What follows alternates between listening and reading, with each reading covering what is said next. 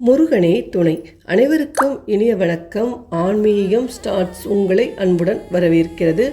பதிவு என்னவென்றால், மகா சிவராத்திரி 2025 வீட்டில் பூஜை செய்வது எப்படி? இரவு முழுவதும் கண் விழித்து 4 காலமும் பூஜை செய்ய முடியாதவர்கள் குறைந்தபட்சம் லிங்கோத்பவ காலத்தில் மட்டுமாவது கண் விழித்து பூஜை செய்ய வேண்டும்.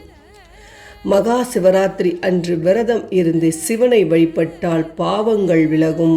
100 அஸ்வமேத யாகம் செய்த பலன் கிடைக்கும். இந்த பிறவியில் சுக வாழ்வும் மறுபிறவியில் சிவலோக வாசமும் கிட்டும் என்று இந்து மதம் கூறுகிறது. சிவபூஜை எல்லா பூஜைகளிலும் உயர்ந்தது. சிவனை வழிபடுபவர்கள் அனைத்து செல்வங்களும் அடைகிறார்கள். சிவ என்ற சொல்லே மங்களத்தை குறிப்பது. மாசி மாதத்தில் வரும் சதுர்த்தி நாள் மகா சிவராத்திரியாக கொண்டாடப்படுகிறது.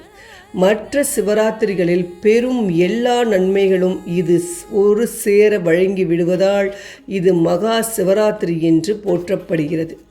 எனவே மற்ற சிவராத்திரிகளில் விரதம் இருக்க முடியாதவர்கள் கூட மகா சிவராத்திரி அன்று விரதம் மேற்கொண்டு சிவபெருமானை பூஜிப்பது வழக்கம். சிவராத்திரி அன்று விரதம் இருப்பவர்கள் அதிகாலை நீராடி வீட்டில் உள்ள சிவன் படத்தையோ அல்லது சிவலிங்கத்தையோ அலங்காரம் செய்து பூஜை செய்ய வேண்டும். பின்னர் சிவன் கோவிலுக்கு சென்று வழிபட வேண்டும். தொடர்ந்து வீட்டிலேயே பூஜை செய்யலாம். வீட்டில் பூஜை செய்ய முடியாதவர்கள், அதற்கான வசதி வாய்ப்புகள் இல்லாதவர்கள் கோவிலுக்கு சென்று அங்கு நடக்கும் பூஜையில் கலந்து கொள்ளலாம். அங்கு நடைபெறும் 4 கால பூஜை அபிஷேகங்களை கண்டுகளிக்கலாம். பால், தயிர், நெய், தேன் மற்றும் பூஜை பொருட்களை கொடுக்கலாம். அன்று முழுவதும் உபவாசம் இருக்க வேண்டும். பகலில் உறங்கக்கூடாது. வீட்டில் பூஜை செய்பவர்கள் மாலையில் குளித்து உலர்ந்த ஆடை அணிந்து நெற்றியில் திருநீர் அணிந்து கையில் உத்ராட்ச மாலையுடன் சிவ பூஜையை தொடங்க வேண்டும். பஞ்சாட்சர மந்திரமான ஓம் நம சிவாய ஓம் நம சிவாய என்ற மந்திரத்தை உச்சரிக்க பூஜிக்க வேண்டும்.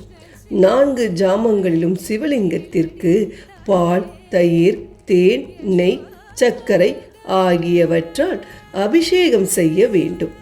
முதல் ஜாமத்தில் சுத்த அன்னம், காய்கறி ஆகியவற்றையும் வில்வ பழத்தையும் நைவேத்தியம் செய்ய வேண்டும்.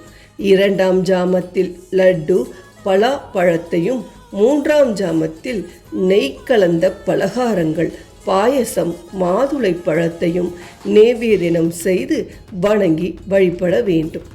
4ஆம் ஜாமத்தில் கோதுமையில் செய்யப்பட்ட பலகாரம் மற்றும் பழங்களை நைவேத்தியம் செய்து வழிபட வேண்டும்.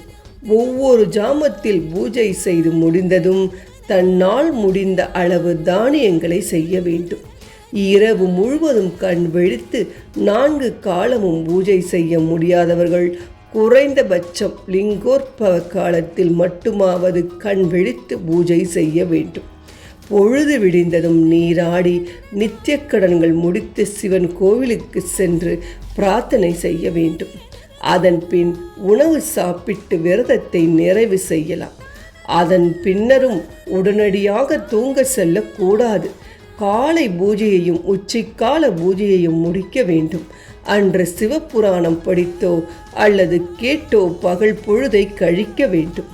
அதன் பின்னர் தங்களால் இயன்ற அளவு உடைகள் மற்றும் உணவினை தானமாக அளித்து விரதத்தை நிறைவு செய்ய வேண்டும்.